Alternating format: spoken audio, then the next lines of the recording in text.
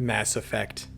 In the entirety of gaming, there are no two words that can effectively conjure up as many thoughts, feelings, and memories as Mass Effect.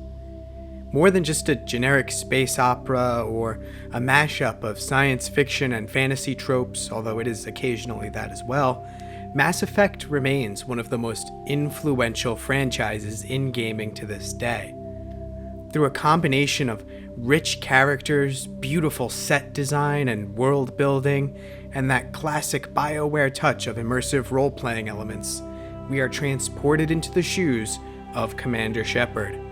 We become every bit as attached to the characters and the story as those who would be living the events as they transpired.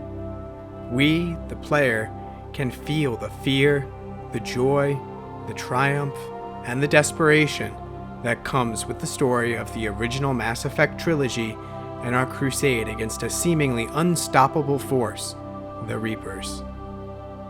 Personally, I somehow managed to entirely miss this series as it was released. I got my Xbox 360 shortly after the console was released in 2006, and I was able to dig into almost all the mainstays of that generation, including The Elder Scrolls, GTA, Fallout 3, New Vegas, Assassin's Creed, yet in what can only be described as nothing short of sinful, I missed Mass Effect entirely. That is, until the release of the Legendary Edition bundle in May of 2021.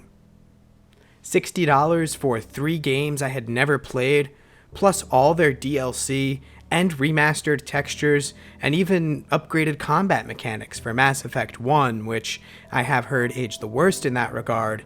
It was just too good of a deal for me to pass up. A few hundred hours later, my views on what a video game could be were forever changed.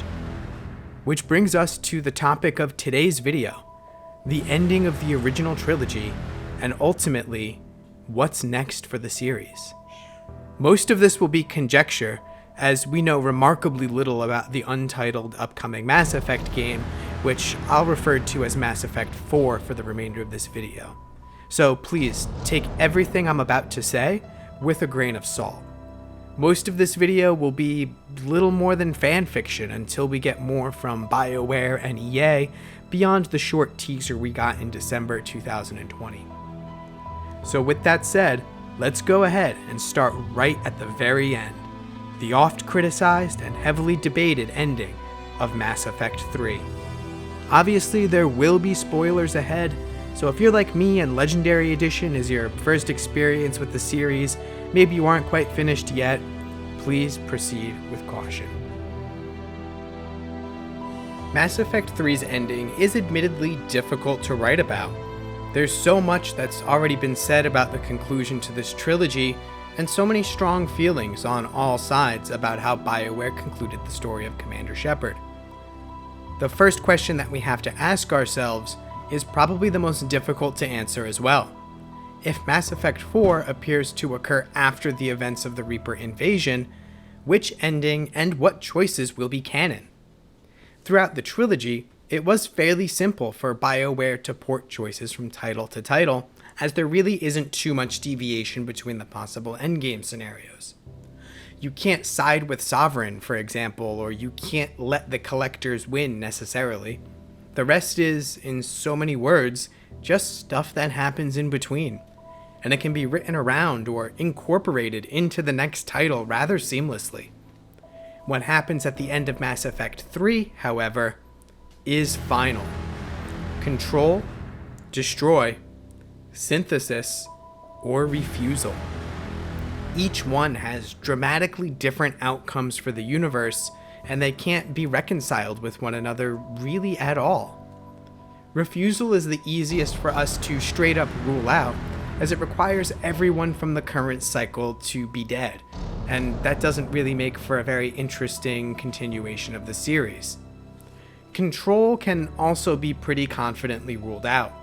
Having Shepard give in to what the elusive man desires and bringing the Reapers under the control of humanity, while it's a compelling quote-unquote bad guy ending for those that want to play the game that way, It just doesn't really move the story forward in a direction that would allow for a satisfying continuation of the series. Synthesis would be an interesting choice for a canon ending. However, given the obvious lack of glowing green eyes in the trailer, as well as the dead Reaper in the background, I think it's safe to say that we can rule this one out as well. In all reality, the only ending for Mass Effect 3 that gives us the continuity we need for a truly compelling Mass Effect 4 is Destroy. And beyond that, what we really need is the coveted Perfect Destroy ending. And before anyone goes and rages in the comments, no, I do not think that we need Perfect Destroy because Commander Shepard has to be the protagonist of the next mainline Mass Effect game. Frankly, I don't find that interesting, and I think it also actually cheapens the events of the original trilogy. Shepard's role in the next title should really be more that of a legend, similar to how Luke Skywalker is treated at the beginning of The Force Awakens. We should, at least in my ideal Mass Effect 4, start out the game not knowing the fate of Commander Shepard, maybe apart from those legends. In my mind, this game would also be set some years into the future.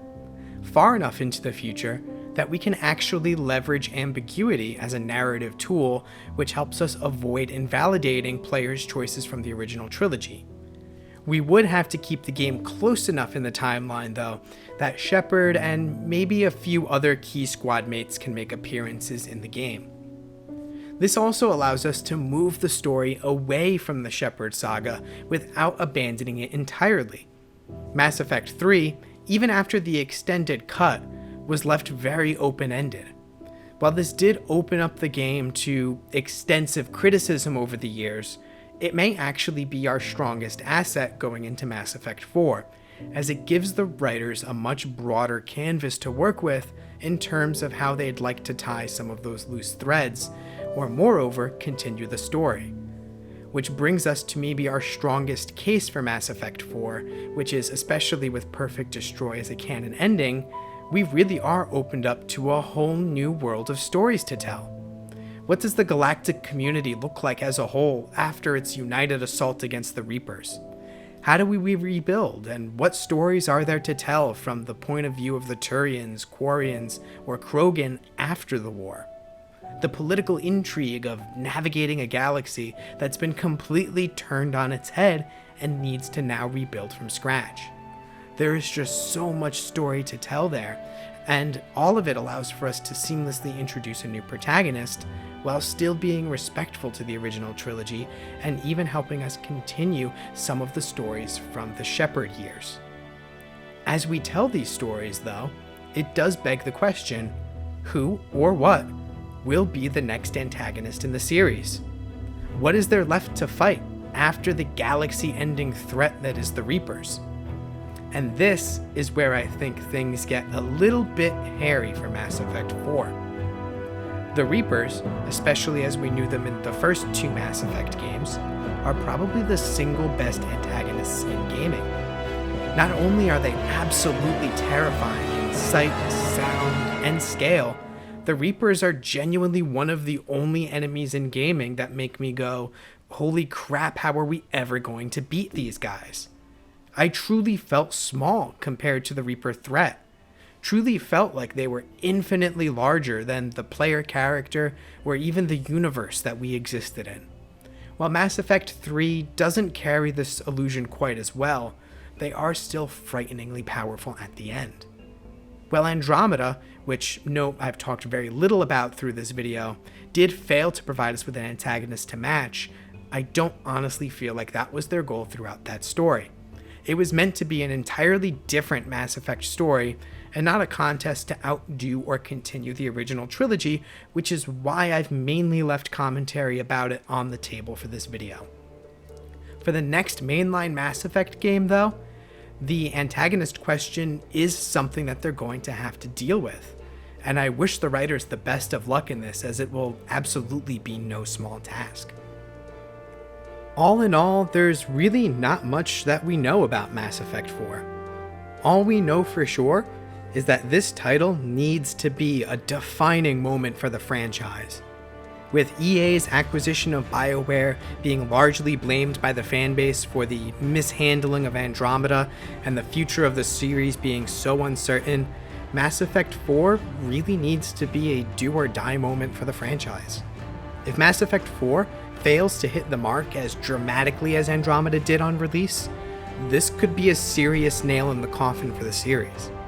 EA isn't a machine driven by nostalgia or a desire to produce video games as an act of love or art. EA is driven by sales and numbers. And for a company that still seems to be on the fence about single-player experiences despite strong numbers from Jedi Fallen Order and Mass Effect LE, I think a lackluster Mass Effect 4 release could be disastrous for the future of the series. So for now, all we're left with is conjecture and hope. Hope for the future of a franchise that really deserves another strong release. Hope for a galaxy that still has literally worlds worth of stories to tell. And ultimately, hope that EA will do right by the studio and do right by an intellectual property that deserves nothing short of the absolute best. So those are my thoughts on Mass Effect 4 and what's next for the series. So if you guys like to see this type of content, I do plan on doing more of this in this kind of style. I'll also be doing some Let's Plays, and you guys should definitely check me out on Twitch as well. I'll have a link to that below in the description. And again, please like, subscribe, support the channel if you'd like to see us continue to grow and do this type of content.